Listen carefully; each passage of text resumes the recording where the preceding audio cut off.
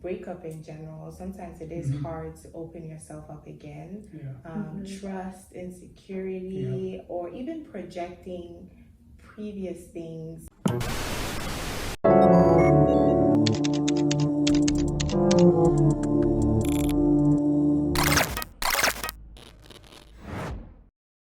But that had to change. It changed before I met Kelvin, for sure. Okay, and on that note, how long have you guys been married? Only a year and a half. Only a year and a half. Yeah, Okay. Quite a year and a half. And you mentioned that you realized that you blossomed after your divorce. Yeah. So, what did you do in that period, like between the time that you got your divorce until meeting Pastor Kelvin? How did you live that life? What did blossoming look like? I mean, I was single mom for 7 years. Okay. So I was single for 7 years after my divorce. And so I can look back and see kind of cycles that I went through, where I would be initially, and I had a good mentor early on when I wasn't sure if I was going to end up divorced or not, because I did believe that marriage is forever. And so when I was facing divorce, I was like, I was thinking like, will it happen? Will it not? And one thing that I brought or mentioned was like, I don't even know who I would marry. Like I was automatically thinking like, I just have to be a married woman also. Like, and she just like cut that down and said, no, like don't even let that be a thought in your mind that you'll ever get remarried. Because first of all, everybody your age is gonna have a ton of baggage. Like she was so inspiring, but no, that was the best advice I could have gotten. So she just really prepared my mind to not think about finding greener grass in some other yard, but to like be on my own, decide how I'm going to take care of Emma, get very practical, my daughter Emma, and just do my own life. And she really inspired me to like, she started asking me questions like, well, what do you want to do? And these are things I hadn't even thought of. I had just been a homemaker. So some of the things I started doing immediately were painting a lot because I'm an artist. I really just pursued some things that seemed interesting to me. I was very open. And so one of the things I think I did a lot was starving my distractions and feeding my focus, which is something that you've talked about. And I really focused on my career, but more than that, I really focused on my friendships. I saved up and I went traveling quite a bit, and I always traveled on a budget. You always talk about being on a budget. Yeah. But I really threw myself into just pretty much anything that sounded fun, new food, new places to go see, and introducing my daughter to things. And I think I kept myself so busy sometimes to the point that probably wasn't healthy, but it did keep me I went a year and a half before dating anyone, which I think was pretty cool. And then because I needed that time, and then I dated different people, but I was mostly just pursuing things that were interesting to me or exciting or fun. So your life was colorful. There's something I say where I feel like growing up conservatively, so was I. Our lives, well, I think unintentionally, we are taught to see our lives in this one dimension, this just one way, narrow way. And so hearing that, you did travel and you focus on other stuff, and I feel like that's color. And I know you do, you talk a lot about color in your art. And I think that's really something, because I liken it to a balanced diet, right? It's colorful. It's broccoli, there's carrots, there's tomatoes, it's colorful. And I feel like that's the same way our life is supposed to be, and not just one dimensional. Now, you did talk about opening yourself up, you started dating again a year and a half. And what did that look like? Because I feel like going through a divorce, breakup in general, sometimes it is hard to open yourself up again. Trust, insecurity, or even projecting previous things into, So how did you navigate that, both of you? Whoever wants to go first. Well, for me, I did something similar to what Meg did before I quote unquote jumped in again.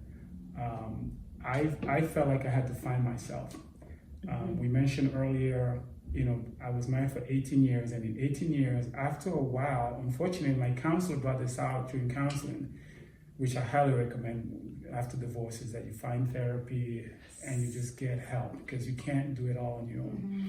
So she says, well, Kelvin, what do you want? What do you like to do? And I'm like, what do you mean? Yeah, what are your hobbies? Well, I go to work and I go home and I take care of the kids. Yeah, everybody does that. You're a parent, great. But what else do you like to do? And I did not have a hobby. I did not have something that was interest that I enjoyed doing. And she looked at me and she said, you need to go get some kind of hobby, some kind of thing to do. And it hit me for the very first time, like, oh my goodness, I'm boring. I don't have anything to do with my life besides caring for my kids, which is commendable, which is, we're always saying we should do that. So I had good friends. Another great tip when you go to the man, surround yourself with amazing people. Friendship is everything. And I had some friends, first of all, okay, Kevin, we're gonna go shopping. They took me on shopping. We're gonna help you get a makeover. Why are we doing this? Because you need to love yourself. It wasn't, hey, makeovers for a date, makeover. It was all about me, taking care of Kelvin. So I did that. I hang out with the boys a lot, went to Nuggets game, was posting pictures on social media, me at Nugget games. And I just spent a lot of time, went to the gym. I don't go to the gym. I'm a caretaker. Why do you need to go to the gym? Well, I did, because I had to find things to do. And the more I did those things, the more I focused on myself, the more healthier I became, the happier I became. My kids started enjoying me more because they saw their dad happier. And it was over a process of time. I wasn't looking for anyone. I wasn't like, as Meg was saying, I was just trying to focus on myself. One of two of the things that it was super hard for me to do.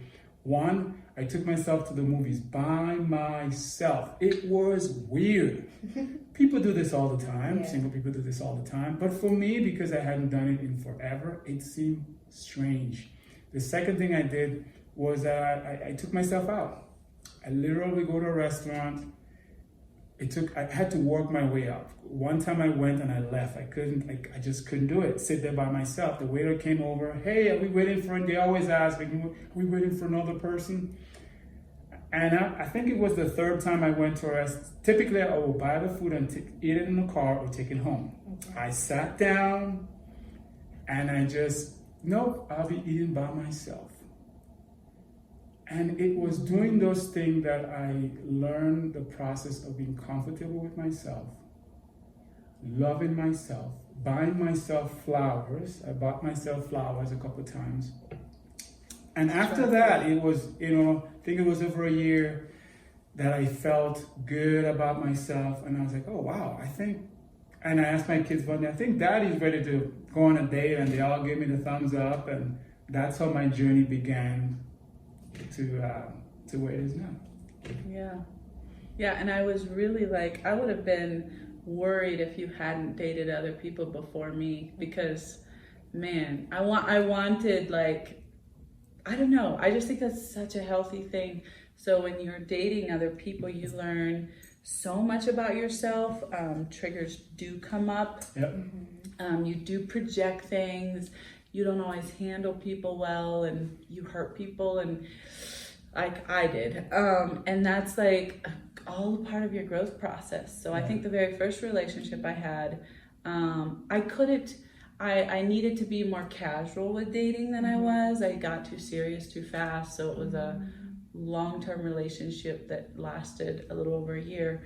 But the whole time I was kind of talking myself into it, just because I would tell myself he's a good man and stuff, and but that's not enough. Just a good person. That's just a good person. That's not enough. There's a lot of good people out there. There are great people. So I learned a lot about myself through 7 years of sometimes dating, sometimes not dating, and sometimes slipping into I think I had one relationship in particular that I just slipped back into like an abusive relationship. And it was very short-lived. It actually lasted less than 2 months, but it brought a whirlwind of hurt with it. And so I think anything like that, if you found yourself there, if you've gotten out of divorce and you're in a good place and then you slip into a bad place and you can feel so defeated, that was probably harder for me to overcome shame for, even almost in my divorce, because I was like, I know better. I've been to all this therapy and all this stuff.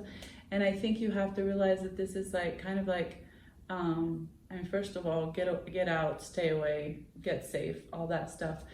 And then instead of beating yourself up, realize that, wow, this has just become a mirror to show me where there's more healing. There's an invitation here into more healing, not shame. And so I'm going to spend some time and just discover more about myself and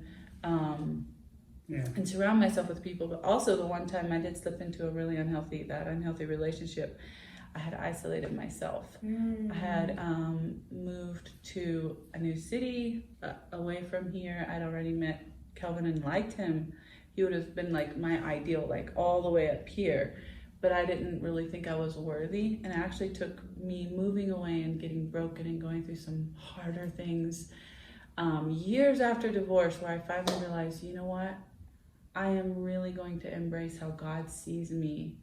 And I don't want to do this anymore where I'm just going in circles and being hard on myself. So it ended up being a good thing. Like every relationship I think I've been through has ended up being a blessing because it's taught me so much. So Dating for growth. I do not have any regrets. That's amazing.